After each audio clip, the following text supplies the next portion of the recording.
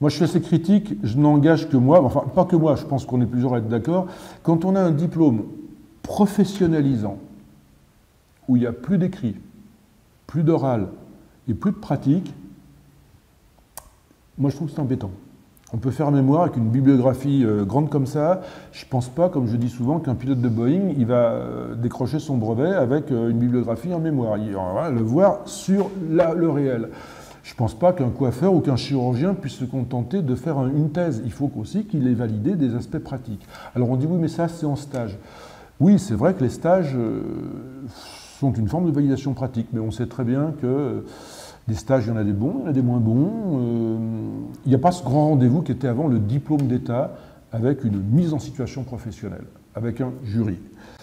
Donc je pense que le diplôme d'État, il est un petit peu moins diplôme d'État qu'avant aussi, j'ose dire. Mais encore une fois, peut-être que d'autres ne seront pas d'accord.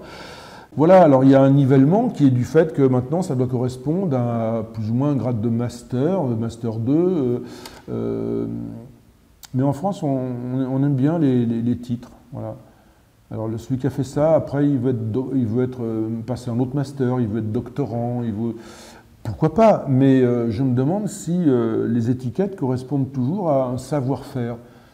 Et on voit des fois des gens qui ont vraiment, qui sont bardés de diplômes, comme on dit, mais qui n'ont pas vraiment, on peut dire, l'âme d'un thérapeute. Je crois qu'il faut trouver le moyen par la pédagogie, de faire éclore comment dire, les vocations. Voilà, c'est ce mot que je cherchais. On ne parle plus beaucoup de ce mot-là. Hein. Vocation, c'est ringard. Non, je suis désolé. Celui qui a envie de faire de la mécanique, il a ça dans la peau. Il démonte son vélo, sa mobilette, son scooter, son machin, il bricole. Il a ça dans la peau. Un kiné, je crois qu'il faut qu'il ait un peu ça dans la peau au départ. On a envie de toucher, d'être faire du bien, de regarder. Donc ça, on peut appeler ça une philosophie. Hein. Et évidemment, comme on a un petit esprit scientifique, on n'aime pas partir comme ça sur une idée géniale. Bon, bah, il faut évidemment connaître un peu, je ne conçois pas un mec qui travaille chez Renault qui ne connaît pas les moteurs, donc il faut qu'il bosse la mécanique, l'électricité auto. Il y a des choses à faire. Bah, nous, ce n'est pas la mécanique auto, c'est l'anatomie, la physiologie, la techno, comment on prend, comment on saisit, comment on travaille, comment on manipule. Et ça, pour celui qui est passionné, c'est passionnant. Hein. Alors après, on a des bons profs, des moins bons profs, ça c'est un peu le problème, des fois, effectivement, mais ça c'est pour tout le monde pareil hein, dans la vie.